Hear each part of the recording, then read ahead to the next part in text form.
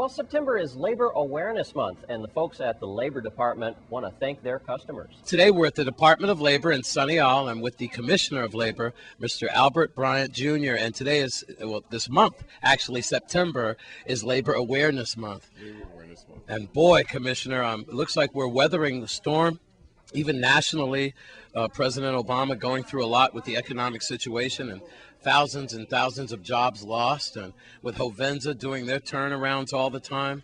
But it looks like the Department of Labor, all in all, is handling it. And what is this, a way of like stress release, having knickknacks and balloons out there, and just your way of saying, hey, I know you're stressed, but the Department of Labor is still here? Well, this is primarily for the customers today. Labor Awareness Month is important so people know all the host of services that we have here at the Department of Labor.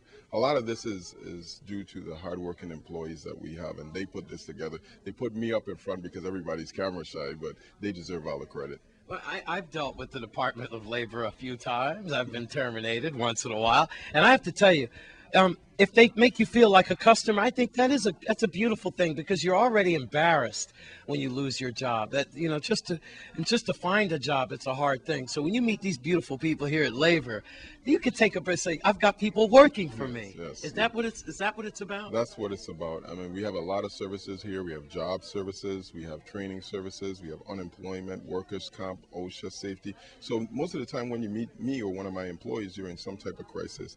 And we just want you to know that we're here for you, and we're going to provide those services for you the best way we know how, with all the resources that we have. Wonderful, wonderful. All right, you know, I'm not going to let you off the hook all the whole way. I've got to ask you a kind of newsy type question. Diageo, what's going on with them and the main contractor? Have they been doing the right thing with the Department of Labor? You know, are our locals going to be working and get the chance before outsiders come in and take jobs? I know that you've been working on that hard. Yes, I'm happy to say that we have been meeting with Diageo, and even before this crisis with the contractor that came in to do the heavy equipment, the week before we had a meeting, and they discussed with me their job outlook. They're about to put together what they're going to be needing and what type of crafts they will be needing. That will be submitted to the Department of Labor, and we promise to work together to make sure that everyone is supplied with an opportunity to get that job. The other thing that I hear is on the radio now, they're advertising all of their bids, which is excellent news. So take advantage of the opportunity, come in and get your training. Be prepared for when those opportunities come again. Thank you very much. All right, Commissioner of Labor, Mr. Albert Bryant Jr., the entire staff here at Department of Labor, the men and women here, they work very hard, tirelessly for you. And you don't have to feel bad when you come in here, you're looking for a job, if you were dismissed or whatever. They're here to fight for you, and that's a good thing. At the Department of Labor, September is Labor Awareness Month.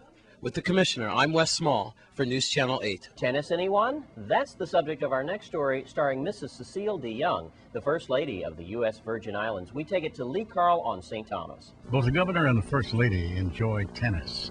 Good afternoon. So with that in mind, some equipment that was needed, it was given as a special event at Lockhart Elementary School. On hand was Mark Daniel, along with Cecile DeYoung, and other persons directly involved, the teachers, as the youngsters and the teachers will get a chance to have this new equipment in line. And here is Mark as he introduced Cecile DeYoung, the First Lady, to talk about her first love, and that is tennis. This afternoon we are here for a special occasion where TIPS, Tennis in Parks and Schools, partnering with the Department of Education, will be giving out some much needed tennis equipment. So without further ado, I'll call the lady in charge of this great initiative, our First Lady, Miss Cecile DeYoung. Thank you, Mark, and thank you all for being here. As you probably all know by now, tennis is my passion. And so I wanted to pass it on to all the children and to all of you. And with the help of Stedman, who's been really, really helpful. As you know, we've had summer programs, and we had an after-school program in the spring semester. And we're going to go ahead with the help of Commissioner Williams, who's been very helpful on our committee, on our TIPS committee, with Housing, Parks, and Rec in refurbishing tennis courts and getting a lot of the after-school programs through Housing, Parks, and Rec together so that the kids have something to do. the feedback from the kids has been tremendous. And what we wanted to do was now get the schools part in place. We got the parks, and we really want to get the schools. And we want to be able to have the kids play tennis during the school. And the idea is to try and get an inter-school leagues going with the littlest kids, and so and moving up. And so the start is with the quick start.